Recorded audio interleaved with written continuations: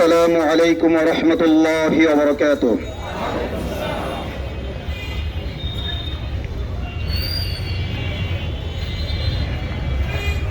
আলহামদুলিল্লাহি আহলিহি ওয়াস সালাতু আলা আহলিহা আম্মা বাদ।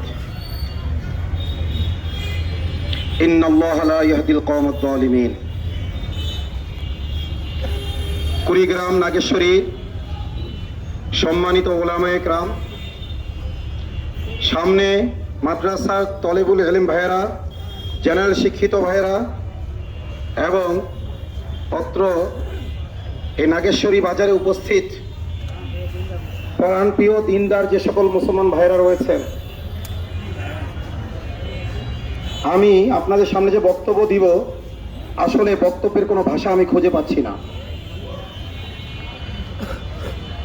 হেফাজতের আন্দোলন থেকে নিয়ে শুরু করে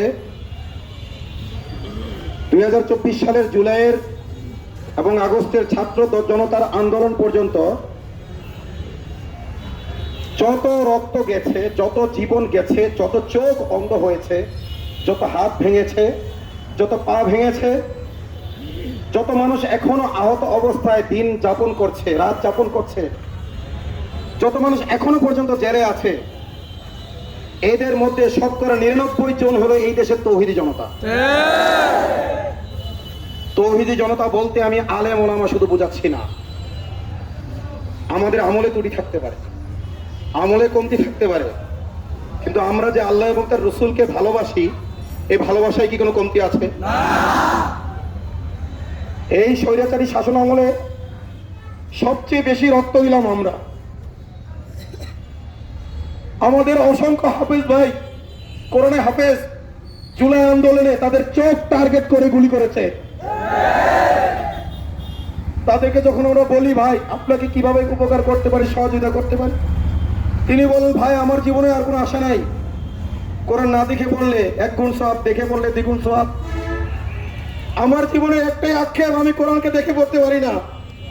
আপনারা যদি এমন কোনো জায়গা থেকে চিকিৎসা করায় নিয়ে আসতে পারেন, বিদেশে থেকে, বাইরে থেকে, যে আমি যেন আবার ওই কোরআনটা দেখে পড়তে পারি, এরকম হাফেজের সংখ্যা 1 জন 2 জন নয়, অসংখ্য। শুধুমাত্র যাত্রাবাড়িতে জুলাই আন্দোলনে আমাদের অসংখ্য মাদ্রাসার ছাত্ররা, শিক্ষকরা শহীদ হয়েছেন। আমি নিজে একজন জুলাইয়ের যোদ্ধা। শুধুমাত্র অনলাইন অ্যাক্টিভিটির কারণে গোয়েন্দারা আমাকে গ্রেফতার করেছিল। এর আগে হাসিনার আয়না ঘরে ছিলাম, কারাগারে ছিলাম। আমরা তো তাদের কাছে কোনো কোঠা চাইনি। কোঠা চাইছিলাম? কোন পদ পদবি চেয়েছিলাম? শাসন ক্ষমতা চেয়েছিলাম হাসিনার কাছে? হেফাজতের 13 দফায় কোথাও বলা ছিল যে আমরা শাসন ক্ষমতা চাই? আমাদেরকে দাও। আমাদের আল্লামা আহমদ শফি, জুনাইদ বাবনগরী রহিমাহুল্লাহ সহ সবাই এটাই বলেছিলেন, শাসন তোমরা করো, কোরআনের বিরুদ্ধে যেও না। শাসন তোমরা যারাই করো, হাদিসের বিরুদ্ধে যেও না। শাসন তোমরা যারাই করো, দেশদ্রোহিতা করো না।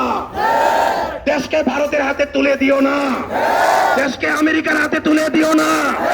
আমরা ওলামায়ে কেরাম কখনো বলি না শাসন ক্ষমতা আমাদের দিতে হবে, এটা আমরা কখনো বলি নাই। বলেছি তোমরা যারা শাসন করছো, এই দেশের সংখ্যাগরিষ্ঠ মুসলমান হলো তৌহিদি জনতা, তারা সংখ্যাগরিষ্ঠ নাগরিক হলো মুসলিম।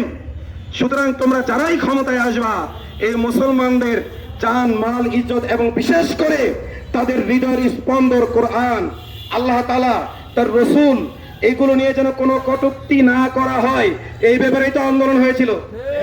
যত আন্দোলন হয়েছিল, হেফাজতে ইসলামের প্রাণের দাবি অন্যতম একটা আন্দোলন এটা ছিল। আন্দোলনের অন্যতম একটা কারণ এটা ছিল, একটা দফা ছিল, সর্বপ্রথম দফা, যেই কারণে দল মত নির্বিশেষে হাসিনার বিরুদ্ধে সবাই নেমেছিল। এমনকি ওই সময় ফ্যাসিস্টের ঘরে অনেক সন্তানরাও আমাদের আন্দোলনে শরীক হয়েছিল। কারণ আল্লাহর প্রশ্নে, রসুলের প্রশ্নে, ইমানের প্রশ্নে, আকীদার প্রশ্নে, অন্যান্য যত বিষয় দ্বিমত থাকুক, এই বিষয়ে সবাই একমত। কিন্তু স্বৈরাচারী হাসিনা এইগুলোকে গুরুত্ব দেয় নাই। তারা অরাজনৈতিক আলেম ওলামাদেরকে জঙ্গি বানিয়ে জেলে পাঠিয়েছে। খুনি হাসিনা শাতেমে রসুলদেরকে দ্বিতীয় মুক্তিযুদ্ধের প্রথম শহীদ ঘোষণা দিয়েছিল। আমাদের আলেম ওলামা বলেছে তার প্রথমে ঘোষণার মাধ্যমে হয়ে গেছে। বলগর রাজীব হায়দারকে যখন আমাদের আশেকে রাসূল ভাইয়েরা তাকে দুনিয়া থেকে সরিয়ে দিয়েছিল, তখন এই হাসিনা বলেছিল কি, মুক্তমনা দ্বিতীয় মুক্তিযুদ্ধের প্রথম শহীদ, বলেছিল কিনা? শেষ পর্যন্ত হাসিনা টিকে নাই। স্বাধীনদের পক্ষে যারা থাকবে তারা টিকবে না। রাসূলুল্লাহ সাল্লাল্লাহু আলাইহি ওয়াসাল্লামের হাদিস থেকে আমরা জানতে পারি, রাসূল একটা চিঠি লিখেছিল এক বিশাল সুপার পাওয়ার বাদশার কাছে, রোমের না পারস্যের, কিসরার কাছে। কিসরার কাছে একটা চিঠি লিখেছিল। কিসরা চিঠির কোনো উত্তর না দিয়ে চিঠিকে টুকরো টুকরো করে ফেলেছিল। রাসূল বদয়া করেছিলেন যে তার চিঠি, আমার চিঠি যেভাবে টুকরো টুকরো হয়েছে, চিঠিতে কয়েকটা জায়গায় আল্লাহর কালাম লেখা ছিল, কয়েকটা জায়গায় কোরআনের আয়াত লেখা ছিল। তো রাসূল বলেছেন ইনশাআল্লাহ তার রাজত্ব ওইভাবে টুকরো টুকরো হবে। আজকে যদি এই ইউনূস সরকারের ছত্র ছায়ায় এই কাজ হয়, আপনারা দেখতেছেন বিভিন্ন জায়গায় ষড়যন্ত্র শুরু হয়ে গেছে দেশকে বিভক্ত করার, দেশকে টুকরো টুকরো করার। যদি ওই সকল ষড়যন্ত্র বন্ধ করতে হয়, সবার আগে কোরআন অবমাননা বন্ধ করতে হবে।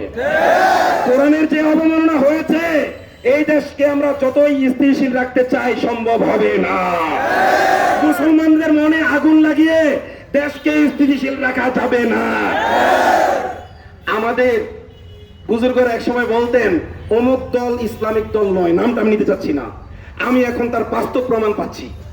ওই দলটাকে দেখছি ইসলামের মৌলিক ইস্যুতে, যে কোনো ইস্যুতে তারা মুখে কুলু বেঁধে থাকে, বরং যারা কথা বলে তাদের মুখ বন্ধ করার জন্য পায়তারা করে। আমরা এক সময় মনে করতাম হয়তো আমাদের বুজুর্গরা একটু বাড়াবাড়ি করে ফেলছেন, কিন্তু আমরা দেখছি না, ওনারা কোরআনের চোখ দিয়ে দেখেছেন। ইমাম আহমদ বিন হাম্বল রাহমাতুল্লাহ আলাইহি বলেছেন, কোরআন এমন এক জানালা যা দিয়ে ভবিষ্যৎ পৃথিবী দেখা যায়। তারা এই ইউনূস সরকারকে সর্বাত্মক সমর্থন দিচ্ছে, সব দিক দিয়ে মদত দিচ্ছে। তারা মনে করছে আমেরিকা তাদের ক্ষমতায় এনে দেবে। সেই ক্ষমতার মূলা দেখে রাখাল রাখা ইস্যুতে তারা জোরালো প্রতিবাদ করে নাই। ছাত্র জনতা যখন খেপে গেছে, তখন দায়েশার একটা বক্তব্য দিয়েছিল তারা। ঠিক তেমনি ভাবে এই ইউনূসের আমলে যতগুলো ঘটনা ঘটলো, রাখাল রাহা সরাসরি আল্লাহ তাআলাকে নিয়ে অশ্লীল গালিগালাজ করেছে, আমি মুখে আনতে পারবো না। তাহাজ্জুদ নামাজকে নিয়ে অশ্লীল গালিগালাজ করেছে, অথচ রাখাল রাহাকে এই সরকার সরকারি দায়িত্ব থেকে বহিষ্কার করার কোনো ঘোষণা দেয় নাই। প্রিয় ভাইরা, আপনারা কি মনে করেছেন আপনারা একটা দায়সারা ভাবে আন্দোলন করলেন আর ইউনূস সরকার এটা মেনে নেবে? ইউনূস হলো আমেরিকার কুকুর। শেখ হাসিনা যদি হয়ে থাকে ভারতের চাকরানি, ইউনূস হলো সরাসরি আমেরিকার কুকুর। আর আমেরিকার ছত্র ছায়ায় সারা বিশ্বে কোরআন অবমাননা হয়, হাদিস অবমাননা হয়।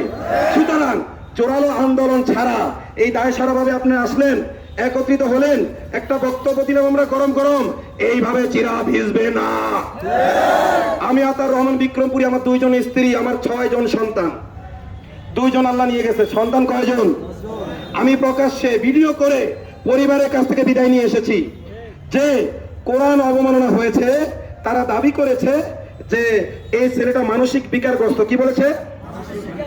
আসলে মানসিক বিকারগ্রস্ত না, এই নর্থ সাউথ ইউনিভার্সিটিতে ইসলাম বিদ্বেষী সৃষ্টি করা হয়, তৈরি করা হয়।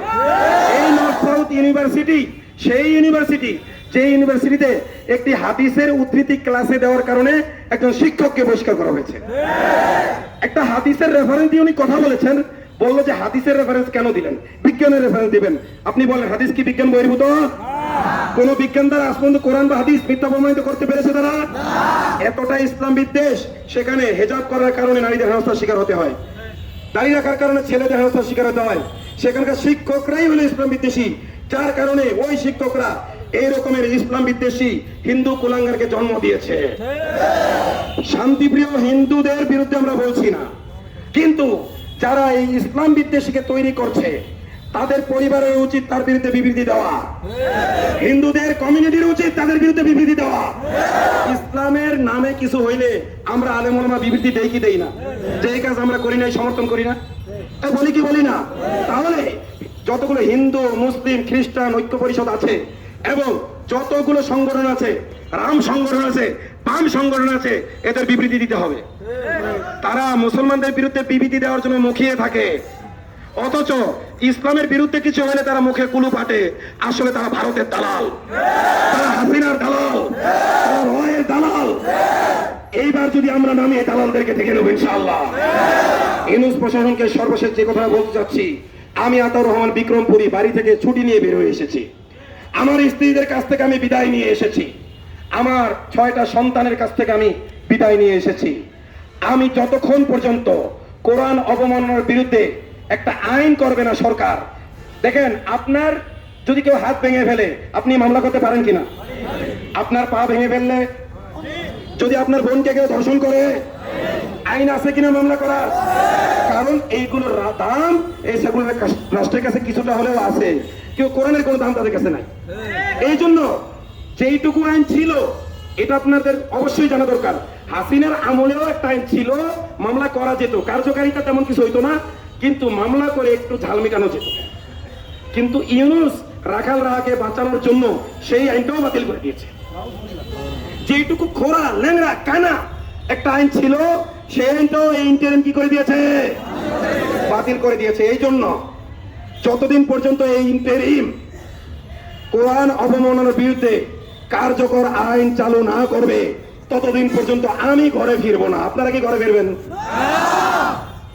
সবার হাত উঠানোর দরকার নাই।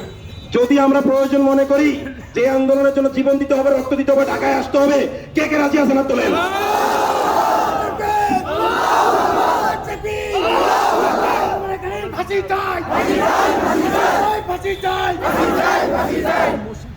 সর্বশেষ বাংলাদেশে যতগুলো ইসলামী দল আছে এবং বিশেষ করে আমাদের মাথার তাজ হেফাজত ইসলামের মুরব্বীরা, আপনাদের দৃষ্টি আকর্ষণ করছি, এই ইউনূসের সময় যদি এই আইনটা আপনারা আদায় করে নিতে না পারেন তাহলে দলীয় সরকার আসলে কখনোই আপনারা পারবেন না। কারণ এই সরকারের কোনো রাজনৈতিক সমর্থন নাই, এই সরকারের প্রশাসনে ওইরকম কোনো পাওয়ার নাই। তাদেরকে যদি আপনারা মানাইতে না পারেন, আপনারা এই বাংলাদেশের মানুষকে মুখ দেখানোর অধিকার রাখেন না। আপনারা আমাদের অনেক জীবন আপনাদের ডাকে আমরা দিয়েছি, রক্ত দিয়েছি, আবার দেবো, আপনারা ডাক দেন। অথবা আমরা ডাক দিচ্ছি, আপনারা আমাদের পেছনে এসে দাঁড়ান। আপনারা এয়ার কন্ডিশনের ভিতরে থাকেন, আমরা আন্দোলন করি, আপনারা বসে বসে দোয়া করেন, আমাদেরকে সমর্থন দেন, কিন্তু বিরোধিতা কেউ করবেন না। যদি কেউ এই আন্দোলনের বিরোধিতা করেন, আমি স্পষ্ট বলতে চাই, আজকে যদি জামাতে ইসলামের আমিরকে কেউ লাথি মারতো, জামাতের বাইরে বলতো ভাই ফাতেহা দিয়েন না। আজকে যদি আমাদের এখানে যে সকল বড় হুজুররা আছে, মাফ করে দিবেন, বেয়াদবি হয়ে যাচ্ছে বলার জন্য বলছি, যদি তাদের গায়ে কেউ পা তোলে, আমরা তাহলে কি নাগেশ্বরী ঠান্ডা থাকবে না গরম হবে? আজকে যদি আমাদের শ্রদ্ধেয় চরমনাই পীর সাহেবের উপরে কেউ পা তোলে, চরমনাই মরিদরা গরম থাকবে না ঠান্ডা হবে? আজকে যদি তারেক রহমানের উপর কেউ পা তোলে, বিএনপি গরম হবে না ঠান্ডা হবে? আজকে যদি আপনার প্রশাসনের কোনো কর্মকর্তা, ধরেন এসপি বা ডিসি, তাদেরকে কেউ লাথি মারে, তাহলে প্রশাসনের তাদের অনুগামী যারা আছে তারা গরম হবে না ঠান্ডা হবে? তাহলে আমরা যদি মুসলিম হয়ে থাকি, আমরা কি ঠান্ডা হতে পারি? আমাদেরকে যারা ঠান্ডা হতে বলবে আইন বাস্তবায়ন হওয়ার আগে, তারা মুনাফিক।